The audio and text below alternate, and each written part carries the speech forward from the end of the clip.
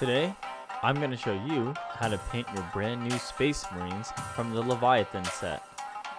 The Leviathan box is a brand new starter set for 10th edition Warhammer 40k and contains everything two people need to have a great time.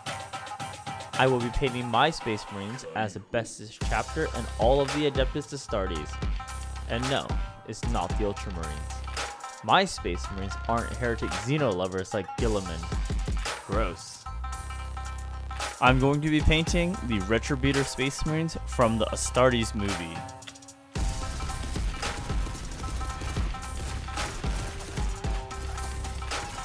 Okay, first thing to do is to throw away the bugs and get the models assembled. I had one of my lackeys, assemblers, Eric, do this for me. According to him, the models go together pretty well, and it only took about an hour to get everything done. So I'm trying to squeeze in the Leviathan box between some other commission projects, so I'm going to try to paint the entire box in 24 hours. I already have about a company size plus force of Retributors, and the paint scheme is fairly simple, so these really shouldn't take long at all. The Leviathan box only comes with 25 models, which really isn't even a challenge, so I'm going to add a few more units. Originally, I was going to add my Marines from the Agastus Strike Force box, but I don't know where I put it, so I added some heavy intercessors and the captain from the Pariah Nexus box instead. Also, an impulsor and a gladiator tank for good measure. I am totally not going to regret this decision later. For the color scheme, I'm going to be painting them pretty close to the scheme in the official art in the movies. I did go with a little bit more of a gray-green, kind of like a World War II German gray-green, to make these guys a little bit more interesting. Plus, I already have my Solar Auxilia and Steel Legion that are painted in normal, boring gray. I am also mostly following the color guide of the Astartes movie made, but with a little bit of variation that I will explain later. So, it was 6 p.m. when I started painting these. I started painting today at 9 a.m. and I've already been doing commission work for 9 hours, so what's another 24 hours of paint? The first color is Tamiya Black Green, which I sprayed directly onto the plastic because nobody has time for primer. Even though the Tamiya paints say they are acrylic, they really aren't. They're actually solvent-based paint, and with the magic of chemistry or alchemy or whatever, they work on plastic without primer. I'm covering the entire model with this just like it's a colored primer. This paint might look like it's going on pretty thick, but I thinned down Tamiya paints with Mr. Hobby Leveling Thinner because it also has some magic qualities that make the paint dry nice and even if you're spraying way too much like me. This step took about 20 minutes even with the filming, and then it was time for dinner. Back to painting, the first highlight is with Tamiya RLM Gray. This is also thin with Mr. Hobby Leveling Thinner, but with much more thinner than the last color. I can't really give a ratio since this will really depend on how your airbrush is set up and your spraying habits. You'll just have to do some trial and error. This color goes all over the helmet, shoulder pad, backpack bits, bottom of the chest plate, knees, thigh armor, elbow, hands, and the feet, with a little bit going up the bottom of the shin pad. Like most of the airbrushing I do, I'm trying to accentuate the armor rather than making it look like a realistic highlight, which would be kind of boring since the light just hits from the top. On the Dreadnought and the vehicles, I'm fading the highlight up the armor panels using the Sensei Swag masking tool to get a very sharp highlight. This step ended up taking about half an hour.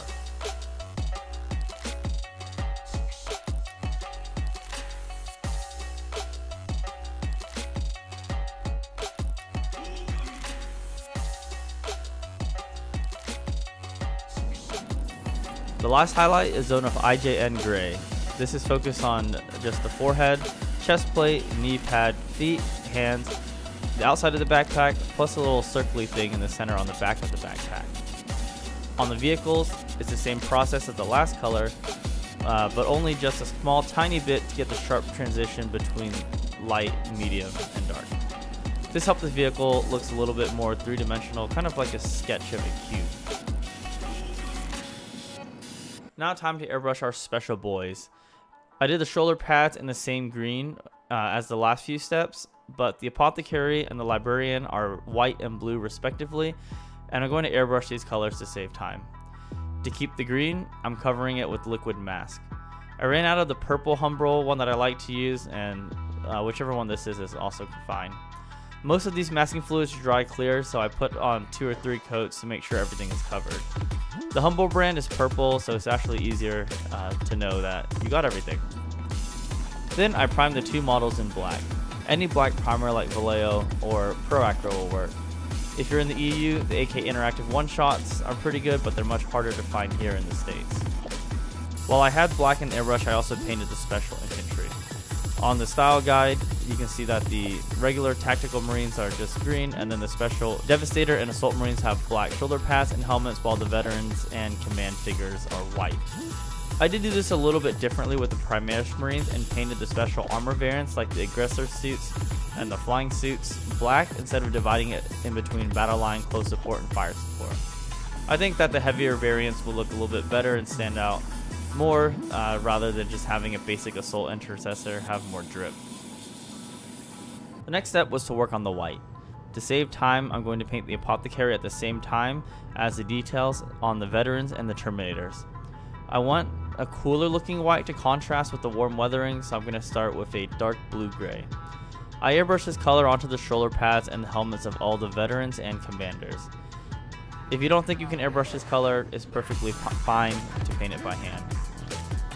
After the small sections are done, I sprayed the Apothecary with the same color. Highlighting time. I used a lighter blue-gray to airbrush some highlights onto the armor the same way as I did the gray. You can mix some of this with white 50-50 with the last color. You shouldn't be worried about splashing the paint around, so I use the same color to highlight the helmets and shoulder pads on the Terminators, Stern Guard Veterans, and the Commanders. If there is a little bit of overspray, you can clean it up later. Finally, I use pure white as a final tiny highlight on the white parts. This goes on just the top of the shoulder pads and the foreheads on the Special Marines, and the Apothecary gets a little bit more on any part that I want to stand out a little bit. Then I highlighted the black on the heavy intercessors with the dark gray. Same as before, and I just need one highlight, but you can add a second highlight of a lighter gray if you want. Now it's time to do the same thing, but with the Librarian. I started with a very dark blue and left some black in the recesses just to make the blue look a little bit deeper. So I'm mapping out the light and dark areas right now so I can see where I want to put the highlights in the next step. The next step is a medium blue, and this is used as a mid-tone. It should take up between 50 and 75% of the darker blue, depending on what parts and how much fading you want. So I focused this on the highest points of the armor with some artistic changes and highlighted certain parts of the model just to give it a little bit more contrast. To finish off the blue, I use a very light sky blue. This color is very strong, so I just put a tiny dot on the blue parts that I wanted to have the brightest highlights. If you did the last few steps correctly, the blue should have a nice fade on every panel, and everything will be tied together after the weathering is done. Alright, done with airbrush for now, so I removed the masking fluid. I'd use my fingers for this and kind of rolled it off the shoulder pads, but if you're having trouble, use a hobby knife to cut some of the masking fluid away and use tweezers to lift the fluid off the model. Depending on what brand of masking fluid you're using, you might only have an hour or so before it hardens completely on the model, so get this done. I recommend you not leave it overnight. After all the airbrushing was done, I sealed the models with gloss varnish to get ready for decals. I was hopping in between projects painting these guys, and after spraying everything, it was already 1 a.m. and I had been painting for 15 hours, so I decided to go to sleep and start again in the morning. Alright, it's the next morning, and for once, I let the spray paint dry overnight as the instructions recommend. Time to bring them upstairs and slap on some decals. First, we need to cue up some music, like 50/50's Cupid, to get the day going.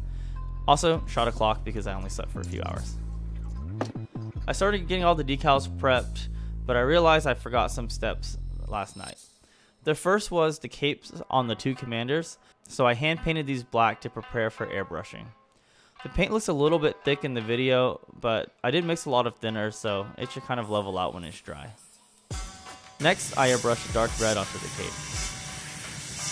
I'm not sure if you can leave this part off because I didn't assemble it, but if you can, it would be easier to paint the cape while it is not on the armor. I just broke the model off the base. The dark red should cover most of the cape, leaving some black shadow in the deepest folds. You can clean up any mistakes with thinner like I did here, and since you varnished on the previous step, there should be no chance to damage the paint underneath. The first highlight on the cape is done with normal red. This is focused on the high points on the outside of the folds. I put the PSI on the airbrush pretty low, and there's a lot of thinner to mix in there to get the paint to... I put the PSI on the airbrush at a pretty low number, and there's a lot of thinner mixed into the paint to get the smooth fade. The last highlight is orange. This goes on just the top of the fold. This color should be less than 1/3 of the red. You don't want to cover up too much of the last two colors, otherwise the cape will read as orange instead of reading as red with the bright highlight. So I glued the captain back onto the base, and it's time for decals. I did gloss varnish the capes first since I wanted to use decals on them. Alright, actually not really decal time yet. I found another spot, I forgot. Some of the scroll work and purity seals will get decals also, so I had to block these in with a dark ivory. Whatever has good coverage like Peracryl's dark ivory is good, and I'm going to be highlighting it at a later stage. Okay, decals, for real this time. Since James Workshop doesn't like money, they don't make decals for the most beloved of all of the Emperor's Space Marines, so I'm using the totally not Retributor decals made by Mighty Brush. Also, not sponsored, but these decals are awesome, and the only thing better than their decals is their customer service. Me, being the cheap Asian that I am, ordered decals for this project and paid for the cheapest shipping that did not even have tracking. I ordered these decals back in January of this year, and the Brits decided to do the most American thing they've ever done and go on strike. I think some postal workers probably threw the decals away because I never got them after 3 months. Mighty Brush immediately sent me out another set of decals with tracked shipping for free. And it's not like they just replaced one sheet. I ordered some decals for some other projects, and they sent me about another $100 in product. Highly recommend. Anyways, decals. If you want a more in-depth explanation of how I do these, look at my Imperial Knights painting video. The Retributors get the chapter icon on the left shoulder pad and their tactical designation on the right shoulder pad along with the squad number. On the Special Veteran Boys, I added some Gothic script, battle honors, and other stuff to make them look a little bit fancier. I did skip the forehead marking on the style sheet because I thought it was a little too much on the models. I put that on the back of the backpack instead. I didn't film the next part, but after the decals are done, I used matte varnish to seal everything in, and it was a good base layer for the rest of the hand painting. I don't know where the footage for this part went, but I base coated all of the metals in gunmetal. Then I painted all the gold details with Retributor gold from Citadel. This goes on the chest eagle along with any of the markings and honors and the other little bits like the crux terminatus. Some of the characters also got gold details on their shoulder pads or helmets. Next, I'm using dark ivory to base coat the rest of the cloth or parchment areas like the purity seal, ribbons, and the dick cloths. This step will usually take 2 thin layers since the color is really light. I recommend the Pro Acro color since the Citadel paints end up usually taking 3 or 4 layers. After that, I painted the wax on the purity seals with red. I also painted some of the exposed cables this way just to add a little bit more detail and color on the models. Another small detail, but I added yellow to the tip of the missiles. Usually I paint these red, but there's already enough red on the models and the lenses will be red also. The yellow actually goes pretty well with the gold and the company icon that is on some of the vehicles. And it was at this step that I failed my 24-hour painting challenge. I didn't have time to make food, so I ran out to Macca's to get lunch and got food poisoning or something, but I was in bed and in the restroom and unable to paint for the rest of the day. Okay, it's now Sunday and I felt better, so it's time to get these boys finished up. I wanted to add some texture and distressing on the armor. I probably should have done this on the third step before I painted on anything else, but this is just a dry brush of Nurgling green. I use a flat brush and wipe off the paint off the brush and apply it to the sharpest edges of the armor. Now the armor has some texture and it doesn't look as smooth. I also do this on the vehicles to get the hard lines on the armor and the details like the rivets. For the characters, I'm edge highlighting them in the traditional method just to make them pop a little bit more compared to the regular basic bitch infantry. This is done on the highest points of the armor. You can do this on all the models, but I don't have time for that. I'm also highlighting the Apothecary and Librarian the same way. For the Apothecary, I'm using pure white. Now you can really see all of the details on the armor. On the Librarian, I'm using the lightest blue color that I airbrushed on earlier. This step does take about 10 minutes to model, and it's more time than I usually like to spend on a normal infantry guy. If you do want to see how I can paint a whole model in 10 minutes, check out the Death Corps of Krieg painting video. Now it's time to finish the base coats with a medium brown. I painted this color all over the pouches, belts, and straps. You could do this in black, but I chose brown since I wanted a little bit more color on the model. Find a brown that covers in one coat like Mournfang Brown or a better version from Pro Acro. I wanted the gold on the model to really pop, so I'm highlighting all of it with an edge highlight using chrome. This will give the gold some dimension after the weathering step when finished. I put this color on the hard edges like with the other highlights and just on the tip of the wings on the chest plate. Oh wait, one more highlight. Since the dick cloths take up so much real estate on the models, it makes sense to give them a quick highlight. I just use a lighter bone or ivory color and paint it on the most raised parts just to give them a little bit more depth. I also painted this color on some of the folds on the purity seals. Well, all the base coats are done, and here's how the boys look before weathering.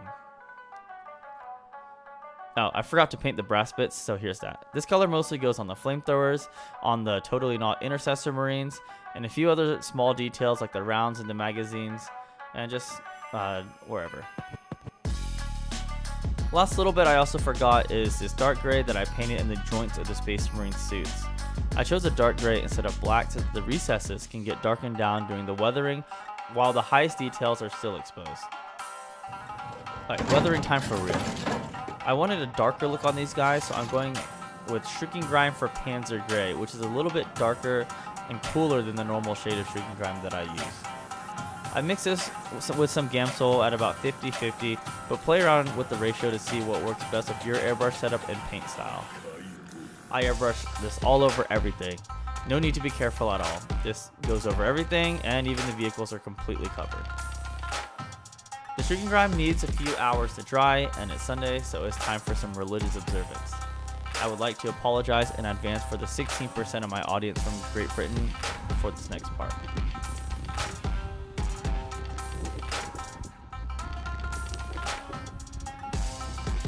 Hey, 3, 2, 1, let's go.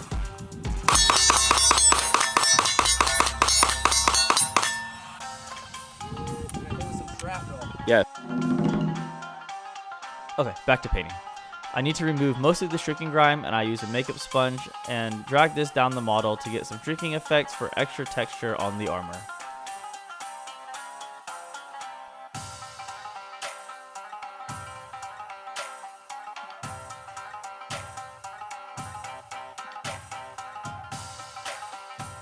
I do the same thing on the infantry, and for some spots where the grime has really dried up, I use a sponge dampened with Gamsol to loosen up the paint.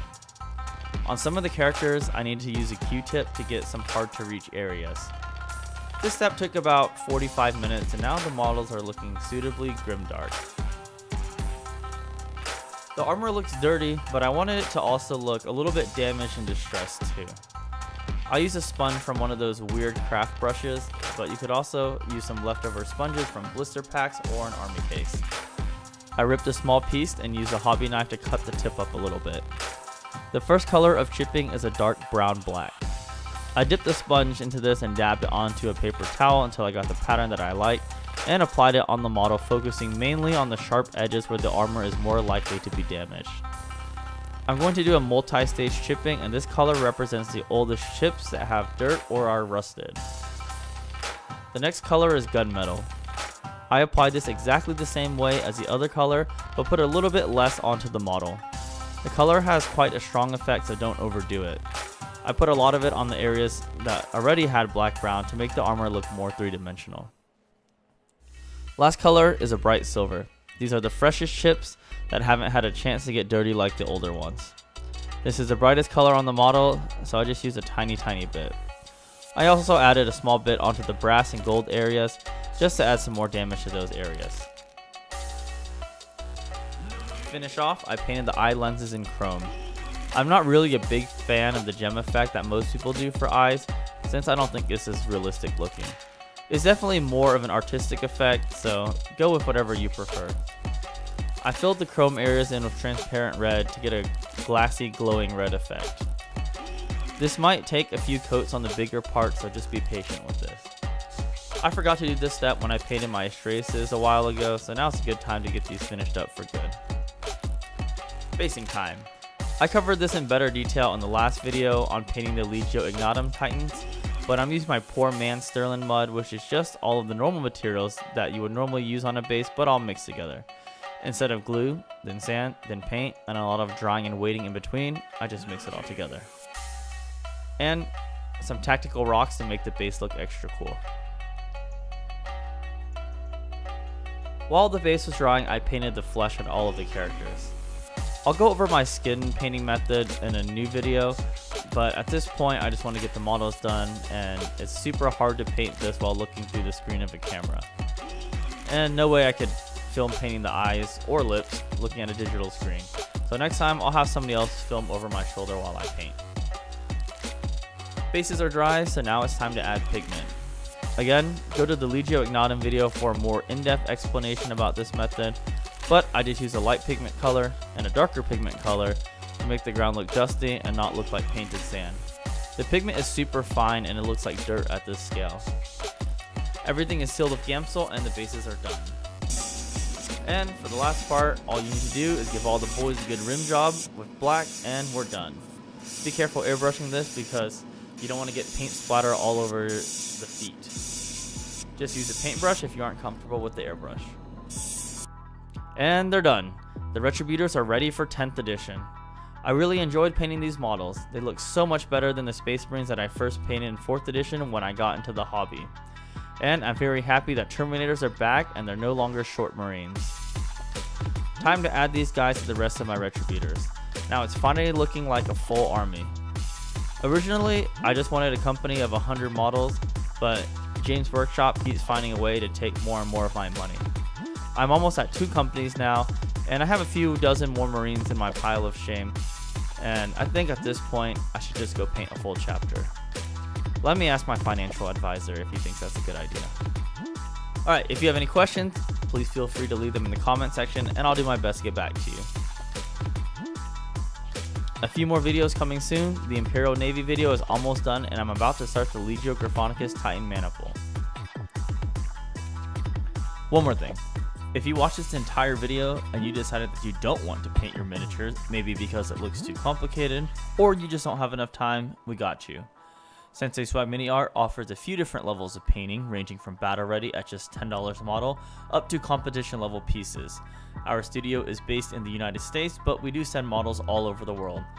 For more information, please visit www.senseiswagminiart.com. The first 5 people that mention this ad get 10% off of their new commission. Okay, bye.